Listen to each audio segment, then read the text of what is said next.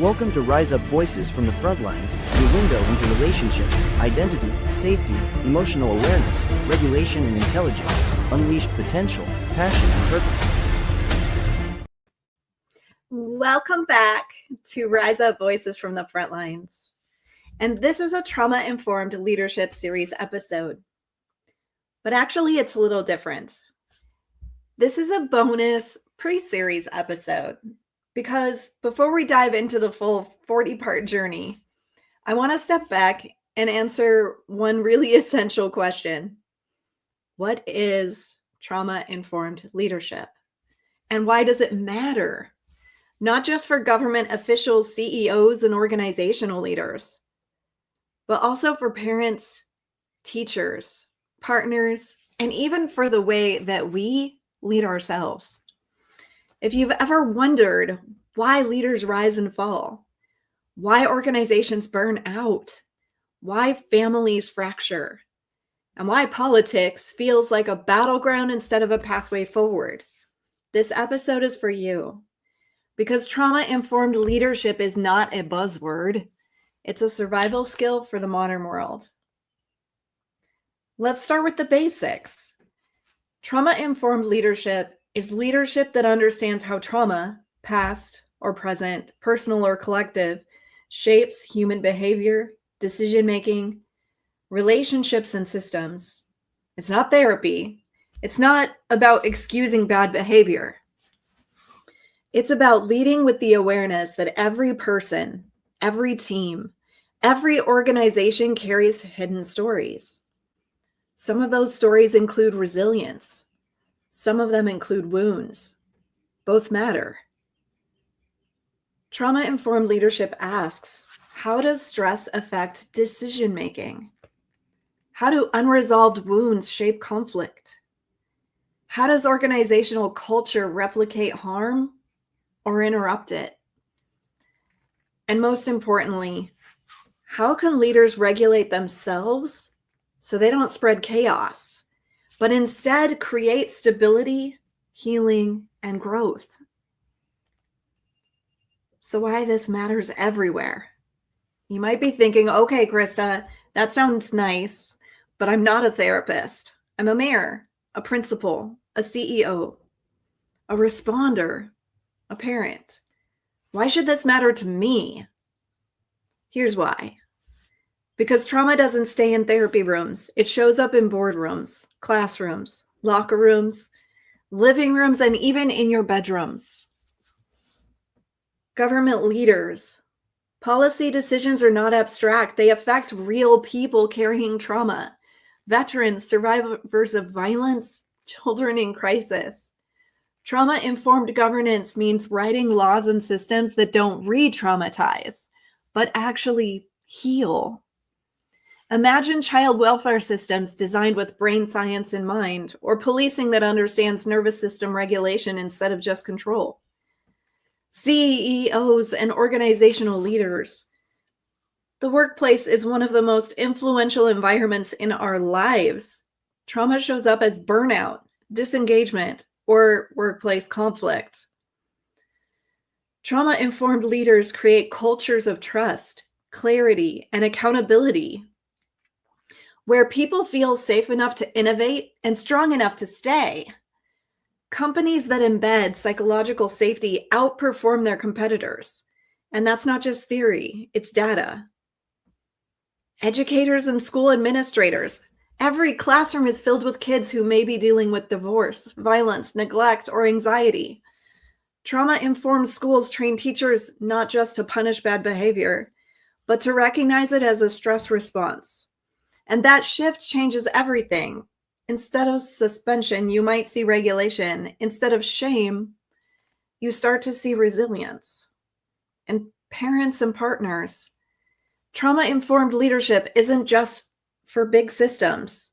It's how you show up in your home. Do you explode when you're triggered, or do you learn, pause, regulate, and model calm for your kids?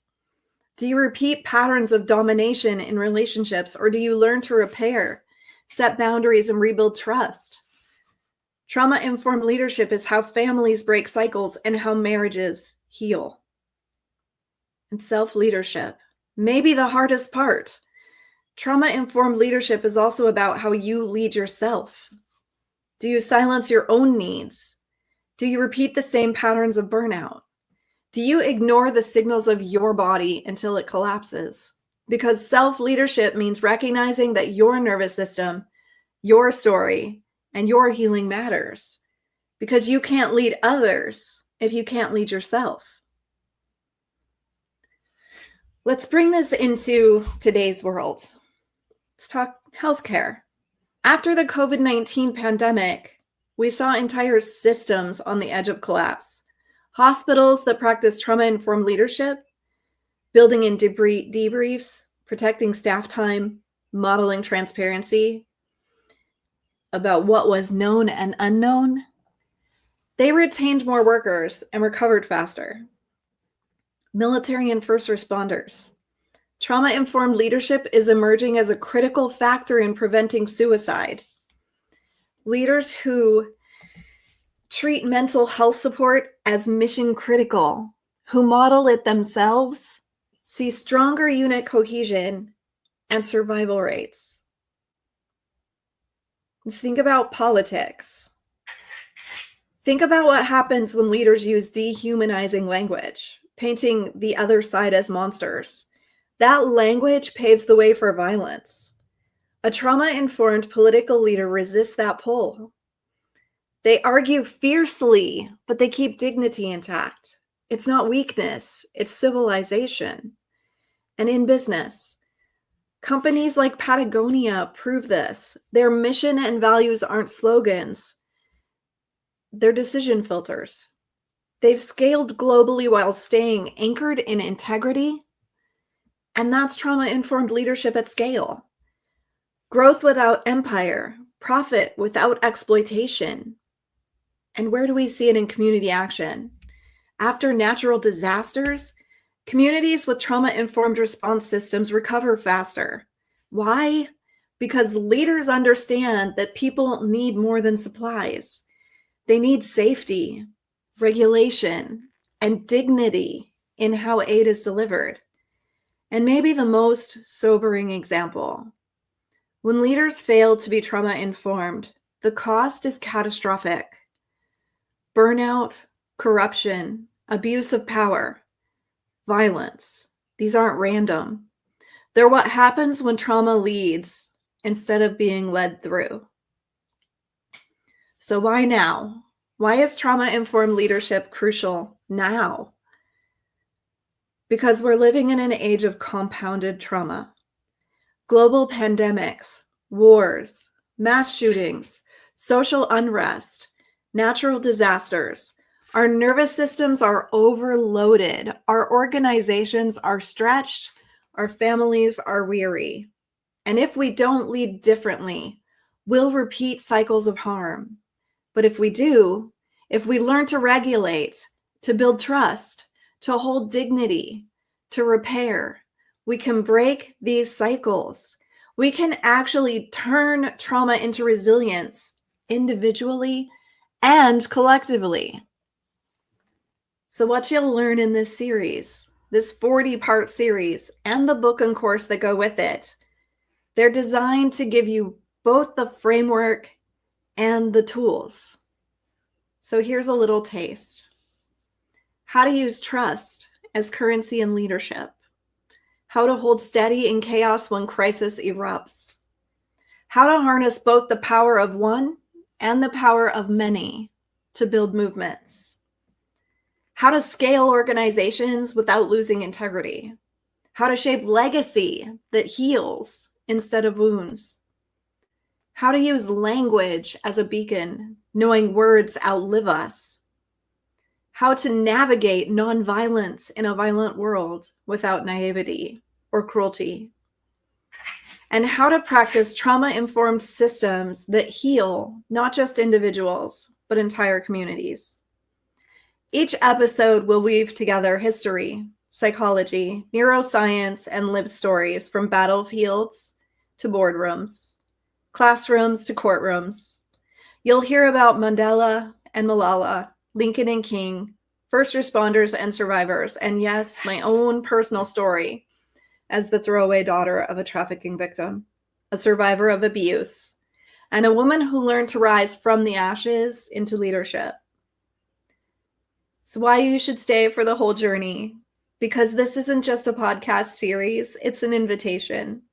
If you're a government official shaping policy, a CEO scaling a company, a pastor guiding a congregation, a teacher in a classroom, a first responder carrying the weight of daily crisis, a parent or partner trying to build a safe home, or simply a human being trying to lead yourself well.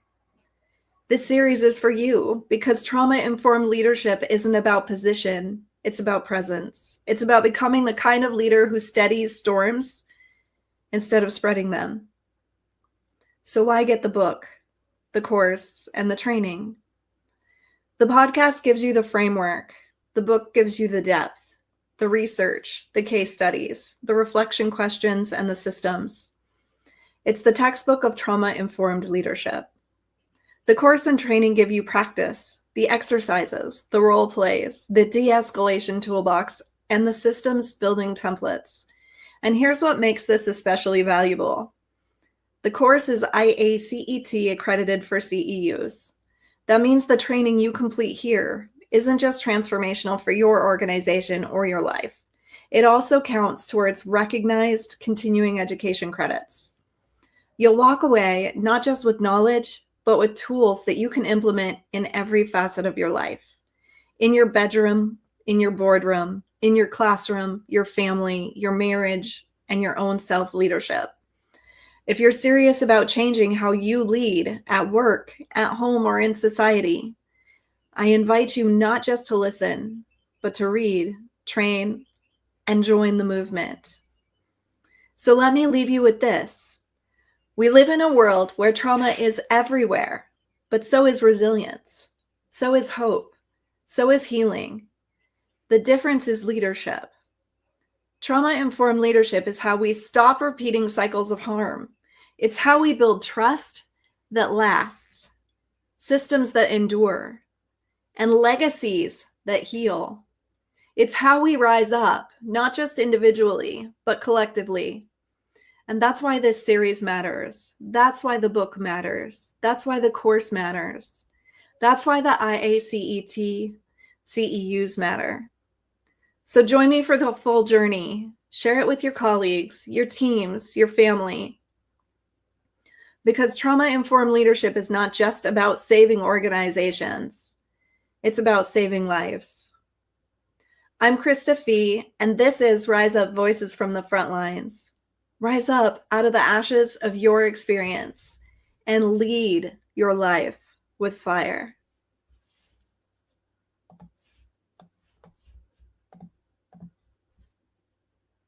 Become a Rise Up Hero sponsor to provide mental wellness and crisis response resources for those who serve country and community. Join us in the Rise Up movement today.